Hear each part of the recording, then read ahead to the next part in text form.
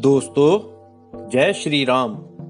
जानिए भगवान श्री कृष्ण की सीख, कैसे हम लक्ष्य से भटक जाते हैं और कैसे महाभारत में जब राजा शल्य की बातों से निराश हुआ कर्ण। महाभारत में कौरव और पांडवों के बीच हुए युद्ध में श्री कृष्ण अर्जुन के सारथी बने और पांडवों के मामा शल्य कर्ण के सारथी बने। 5 पांडवों में युधिष्ठिर, भीम और अर्जुन कुंती के पुत्र थे और नकुल, सहदेव माद्री के पुत्र थे। राजा शल्य माद्री के भाई थे। नकुल सहदेव के सगे मामा थे, लेकिन युधिष्ठिर, भीम, अर्जुन भी उन्हें ही मामा कहते थे। शल्य पांडवों को पसंद करते थे, लेकिन युद्ध में वे दुर्योधन की ओर थे। शल्य कर्ण के सेनापति बने तो श्री कृष्ण ने पांडवों से कहा कि शल्य भले ही दुर्योधन की सेना में है, लेकिन हमें उनसे कम एक मदद जरूर मांगनी चाहिए। श्री कृष्ण ने पांडवों से कहा कि आप राजा शल्य से कहिए कि जब आप कर्ण के सारथी बनेंगे तब आप कर्ण के सामने ऐसी बातें कहना जिससे उसकी हिम्मत टूट जाए, वह निराश होने लगे। श्री कृष्ण की बात मानकर पांडवों ने शल्य से यह मदद मांगी। शल्य भी पांडवों की ये बात टाल नहीं पाए।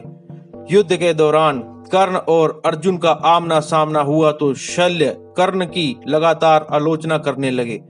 शल्य की बातें सुनकर कर्ण अशांत हो गया और चिड़चिड़ाने लगा।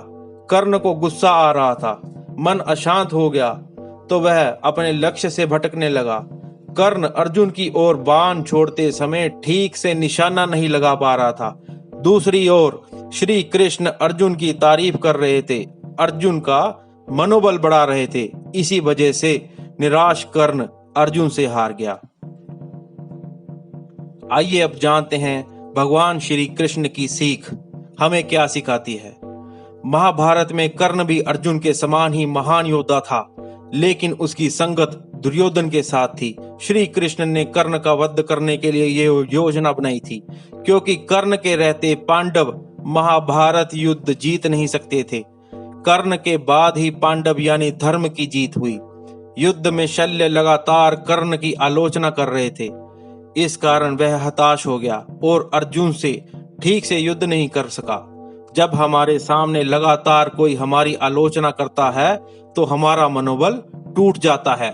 जब कोई हमारी आलोचना करे तो हमें उन बातों की ओर ध्यान नहीं देना चाहिए, हमें सिर्फ अपने लक्ष्य पर ध्यान देना चाहिए, तभी सफलता मिल सकती है। ध्यान भटकेगा तो लक्ष्य हमसे दूर हो जाएगा और हम असफल हो जाएंगे।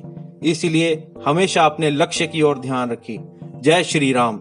अगर आपको ये जानकारी अच्छी लगी हो तो कृपया चैनल को सब्सक्राइब जरूर कीजिएगा। धन्यवाद।